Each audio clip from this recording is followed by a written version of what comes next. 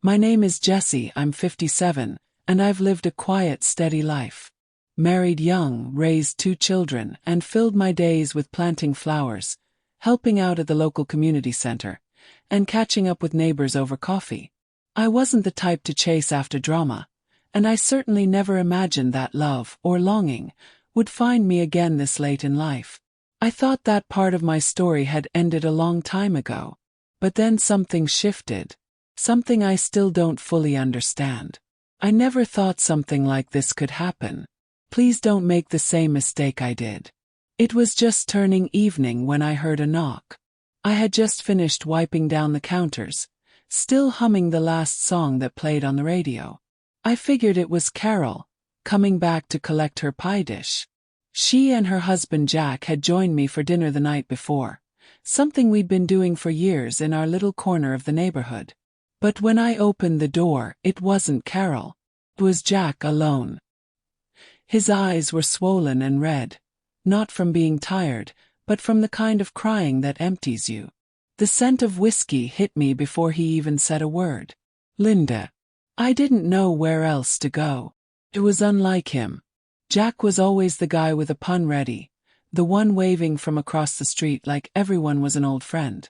Seeing him like that, shaken raw, sent a strange chill through me.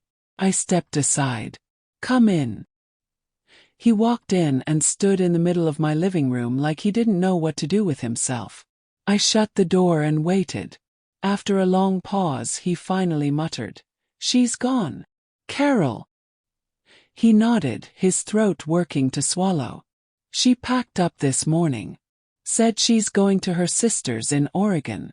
Said she needs space." My heart dropped. I had no idea they were struggling. They'd always seemed so solid. More than neighbors, they were friends. They laughed easily, loved openly. "Do you want to sit?" asked gently. He gave a slight nod and lowered himself to the edge of the couch like it might collapse under him. I took the armchair across from him, tugging my sweater closer. "I'm sorry for just showing up like this," he said. "I didn't know who else I could talk to." "It's okay," I replied, and I meant it. But I also felt something else. Something tight and unfamiliar wrapping around my chest. "She said she's been unhappy for years," he went on. "Said I've been too distracted.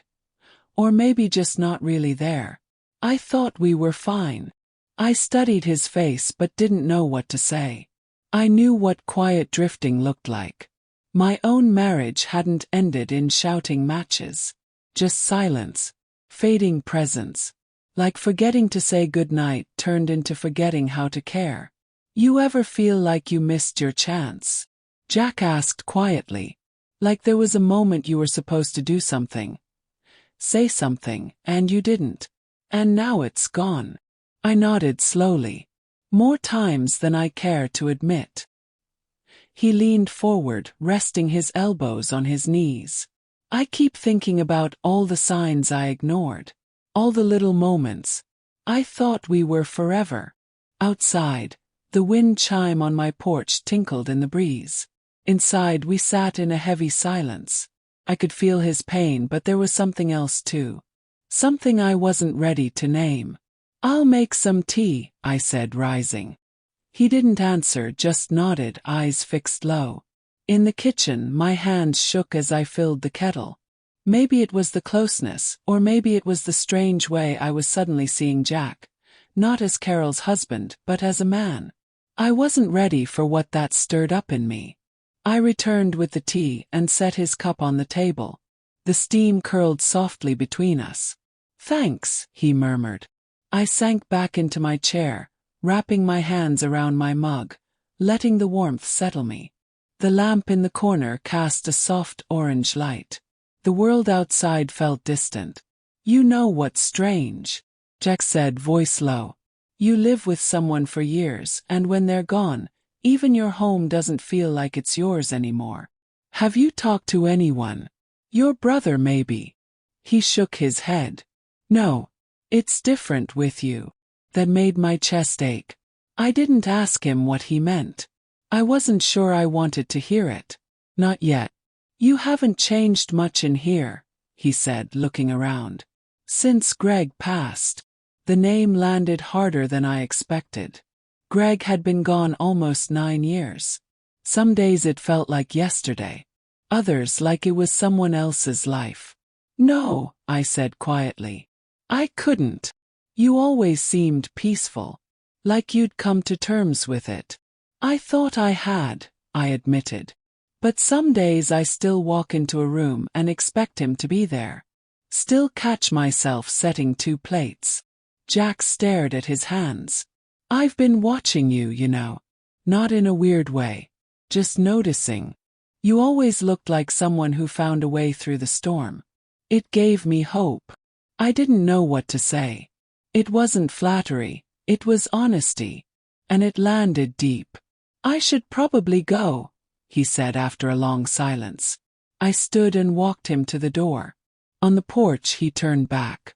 Last night, at dinner, watching you laugh, hearing you talk, I felt something I haven't felt in a long time.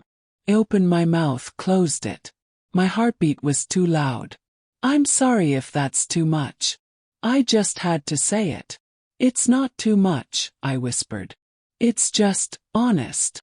We stood there, not touching, not moving, just seeing each other. Then he nodded and walked back to his house, and I stayed on the porch until he disappeared from view. Something had shifted. I knew it, even if I didn't know what it meant yet. The next morning, the sunlight felt different. Everything felt softer, slower, suspended. I stirred my coffee, staring out the window, watching the breeze play through the yard. The same yard where we used to laugh over summer potlucks. Now it felt quiet, expectant. I didn't sleep much. I kept replaying Jack's words. The way he looked at me, like a man who'd been waiting too long to say something real. By noon, I was outside pulling weeds when his voice floated over the fence. Linda. I looked up. There he was, a cardboard box in hand. Found these in the attic, old gardening books. Thought you might want them. Sure, I smiled. Bring them over. Minutes later, he was on my porch again. He looked lighter somehow. We sat in the kitchen, flipping through the books. You okay today? Yes. Better, he said. Talking helped. Being here helped. There was a pause. I'm sorry if I crossed a line yesterday. You didn't, I said.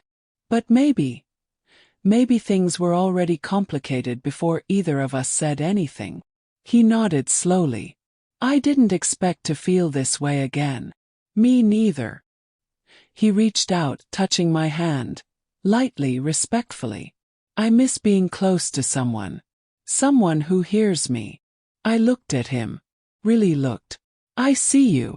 And he didn't lean in or ask for anything more. He just sat with me, hand over mine. Eventually the clock chimed. He stood. I should go.